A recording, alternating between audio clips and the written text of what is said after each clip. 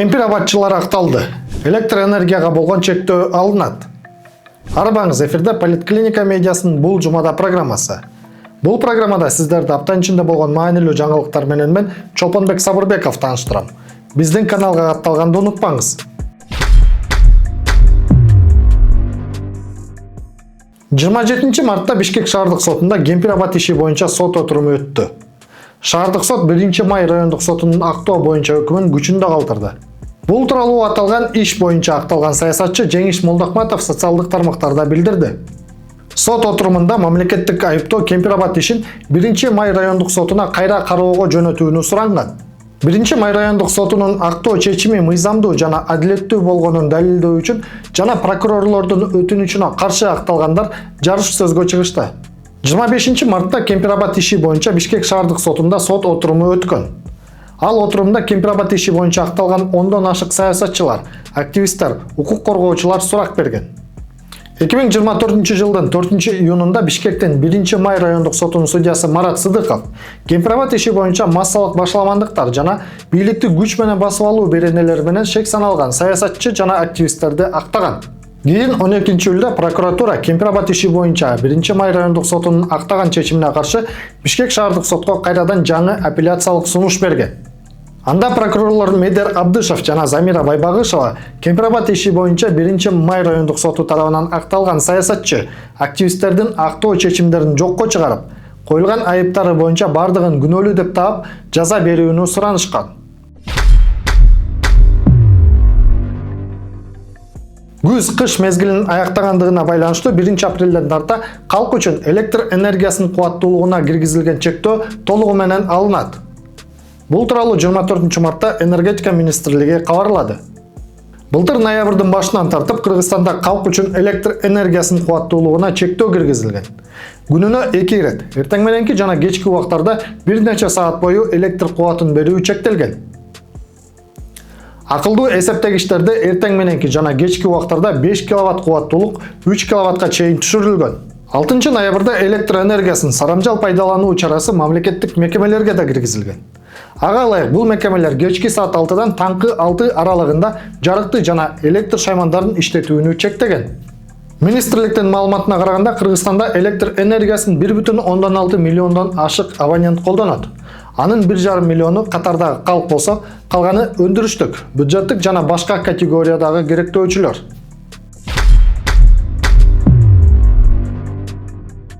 Кемеров Лайф жана Айт десе медиа долбоорлорунун жетекчиси Махабат Тажыбек кызы 23 мартта эч кайда кетпөө тууралуу тил каттын негизинде абактан чыкты.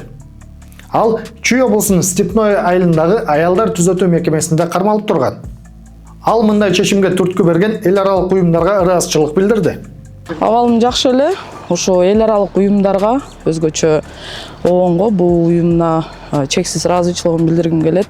Жана ошондой эле ушу мага 2 жыл бою баягы кандай десем, өзүмдү жалгыз сыратып, мындай жалгыз калгандай акыбалда таштабаган менин Англиядагы, ошол эле Канададагы, Франциядан келип аттыгандар, ближний зарубежье, Латвия, Литва, Эстониядан келип атты. Ошолорго чексиз ыраазычылыгымды билдирем. Ошолордун колдоосу менен, коштоосу менен эң алгач Кудайдын ырайымдуулугу менен болду деп айтам. Ошол Кудайга чексиз шүгүр. Ушул эле күнү Ленин райондук сотунда жаңы жагдайларга байланыштуу анын бөгөт чарасын өзгөртүү боюнча өтүнүч каралып, эч жакка кетпөө тууралуу тил каттын негизинде абактан чыгаруу чечими чыккан. Кемеров Лайф жана Айт десе долбоорлорунда иштеген. Алар менен мурда кийин кызматташкан деген 11 журналист жана активистти Ички иштер министрлиги 2024 жылы январь айында кармаган. Аларга кылмыш жаза кодексинин массалык башаламандыктар беренеси менен айып тагылган.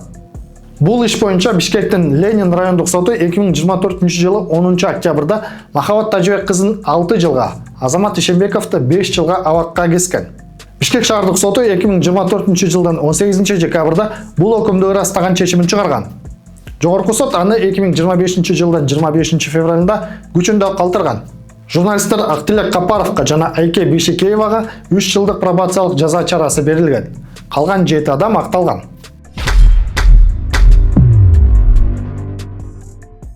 Facebook'tагы пикири үчүн соттолуп камалган Эрнест Чентаев 26 мартта Бишкек шаар сотунун чечими менен сот залынан бошотулду.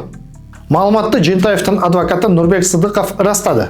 Анын сөзүнө караганда Бишкек шаардык соту 26 мартта Чентаевга тагылган айыптардын бири кылмыш жаза кодексинин экстремисттик материалдарды сактоо беренеси боюнча аны толук актады.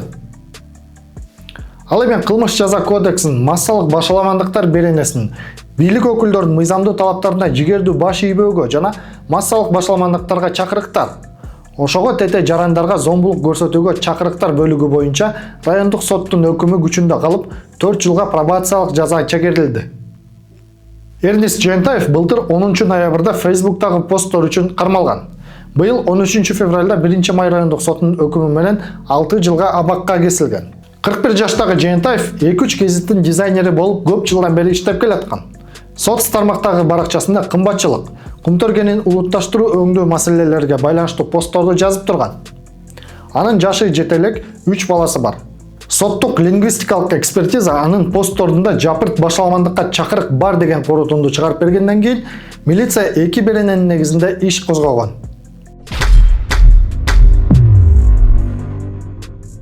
Энергетика министрлиги Орто Токой ГЭСи быйылкы жылы ишке берилип, электр энергиясынын өндүрүүнүн көлөмүн көбөйтүүгө мүмкүндүк бере турганын 24 мартта билдирди. Мекеме маалымдагандай, учурда ГЭСтин курулушу активдүү фазада жүрүп, акыркы баскычка өттү.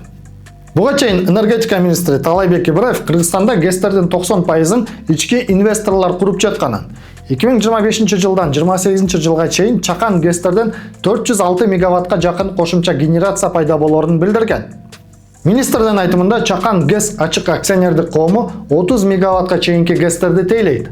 Ал Орто Токой суу сактагычында 21 мегаватт, Папан суу сактагычында 27 мегаватт, Токтогул ГЭСинин жанындагы Каракөл дарыясында 18 мегаватт чакан ГЭСтерди курууга Кыргыз-Орус өнүктүрүү фондунан насыя алып же кытайлык инвесторлорду тартып салып жатканын айткан. Кыргызстан жыл сайын 17,5 миллиард киловатт-саат электр энергиясын колдонот деп эсептелсе, анын 14,8 миллиарды гана өлкөдө өндүрүлөт.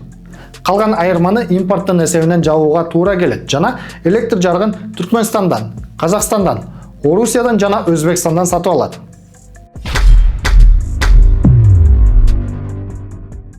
Кыргызстандын министрлер кабинетинин төрагасы Адылбек Касымалиев Евро биримдиктин авиа коопсуздук комитетинин төрагасы Питер Соренсен менен жолугушту.